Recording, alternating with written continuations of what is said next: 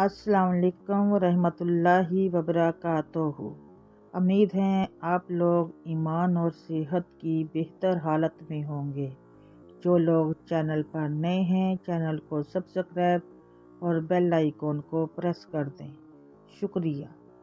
ابلیس کی نسل کی ابتدا جس جن سے ہوئی اس کا نام تارانوس کہا جاتا ہے۔ تارانوس ابلیس سے 1,44,000 سال قبل دنیا پہ موجود تھا۔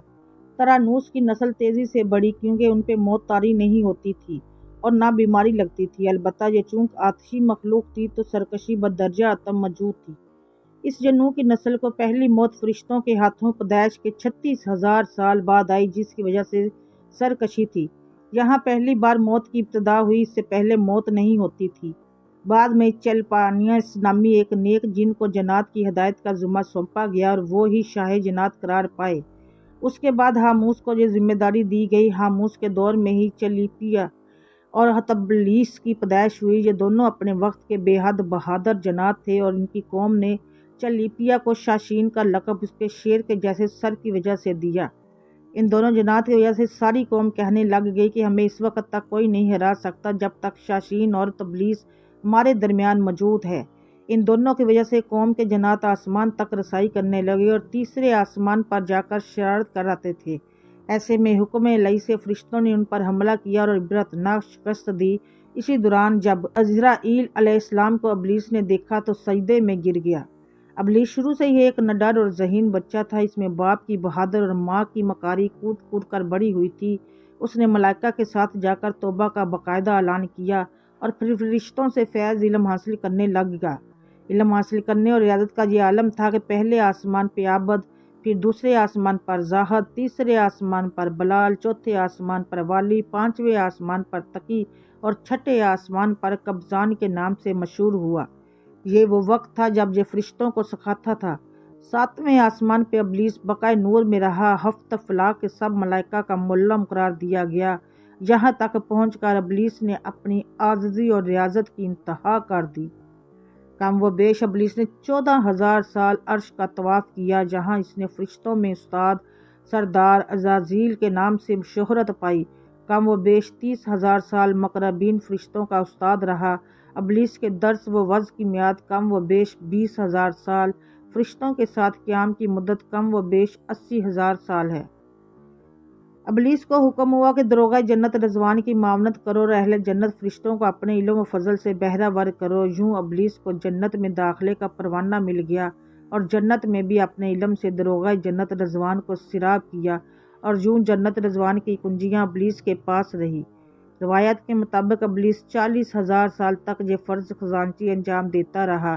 یہی وہ مقام اعلیٰ ترین جنت رضوان ہی تھا جہاں ابلیس نے پہلی بار بادشاہت کے خواب دیکھنے شروع کیے۔ اس وقت ابلیس کے پاس ہفت اقلیم، افلاک جنت و دوزخ سب کا اختیار تھا اور اس نے چپے چپے پہ سجدے کیے تھے، مگر جہاں پہ ابلیس عاجزی سے پہلی بار بھٹکا اور خود کو بادشاہ بنانے اور رب بن جانے کے خواب دیکھنا شروع کیے۔ کئی ملائکہ کے سامنے ربوبیت کی بات بھی کی، مگر ملائکہ کے انکار کے سبب چپ ہو گیا اور یوں نظام چلتا رہا، مگر اس سب سے اللہ تعالیٰ کی ذات بے خبر نہ تھی۔ پھر آدم علیہ السلام کی تخلیق کا مرحلہ آیا، جیسے قرآن مجید میں واقعات بیان ہوئے ہیں۔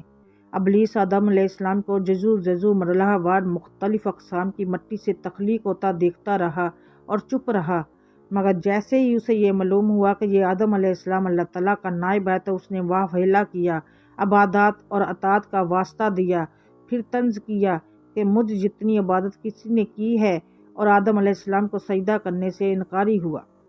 تب اللہ تعالیٰ نے کہا، نکل جا شیطان مردود۔ لعنتی قرار پانے کے بعد ابلیس نے اپنی عبادات اور ریاضت کا رب کریم سے عوض مانگا، جس پر اللہ تعالیٰ نے ابلیس کو ایک وقت معلوم تک مہلت فراہم کی، جس پر ابلیس نے اولاد آدم کو صراط مستقیم سے بھٹکا کر اپنا پیروکار بنانے کا دعویٰ کیا، جس پر رب کریم نے فرمایا کہ جو متقی اور پرہیزگار ہوں گے تو ان کو گمراہ نہیں کر پائے گا۔ ابلیس کے اس لعنتی کام میں اس کے 5 ساتھی ہیں۔ نمبر 1، صبر۔ اس کے اختیار میں مصیبتوں کا کاروبار ہے، جس میں لوگ ہائے واہ ویلا کرتے ہیں، گریبان پھاڑتے ہیں، منہ پہ تمانچے مارتے ہیں اور جاہلیت کے نعرے لگاتے ہیں۔ نمبر 2، عود۔ یہ لوگوں کو بدی کا مرتکب کرتا ہے اور بدی کو لوگوں پہ اچھا اور پسندیدہ کر کے دکھاتا ہے۔ نمبر 3 مسوٹ، یہ کذب، جھوٹ اور دروغ پہ معمور ہے، جیسے لوگ کان لگا کر سنے۔ یہ انسانوں کی شکل اپنا کر ان سے ملتا ہے اور انہیں فساد برپا کرنے کی جھوٹی خبریں سناتا ہے۔ 4 داسم، یہ آدمی کے ساتھ گھر میں داخل ہوتا ہے اور گھر والوں کے عیب دکھاتا ہے اور آدمی کو گھر والوں پہ غضب ناپ کرتا ہے۔ 5 ذکی نور، یہ بازاروں کا مختار ہے، بازاروں میں آ کر یہ بد دیانتی کے جھنڈے گاڑتا ہے، بازاروں میں برائیوں اور فحاشی پہ ورگلاتا ہے۔ ابلیس کا آدم علیہ السلام کو سجدے سے انکار کا جذبہ حسد تھا کہ جس نے اسے مجبور کیا کہ میری جگہ آدم خاک کو کیوں ملی۔ یہ اس کا جذبہ تکبر اور غرور تھا کہ میں اعلیٰ ہوں، اور اس ایک سجدے کے انکار کی بات نہیں تھی، بات اطاعت سے سرکشی کی تھی، شرک کی تھی۔ ابلیس نے دل میں خود کو رب مان لیا تھا۔ اسی شرک عظیم کی بدولت ابلیس تا قیامت رسوا و لعنتی قرار ٹھہرا اور آدم علیہ السلام کو بھٹکانے کے لیے آزاد قرار پایا۔ حاصل نتیجہ یہ ٹھہرا کہ رب کریم کو انسان کی عبادات و عاجزی، علم و دانش سے کچھ غرض نہ رہے۔ رب کریم صرف دیکھتا ہے کہ دل میں اطاعت و فرما برداری کتنی ہے۔ اسی بنیاد پہ تقویٰ اور پرہیزگاری کے درجے قرار پاتے ہیں۔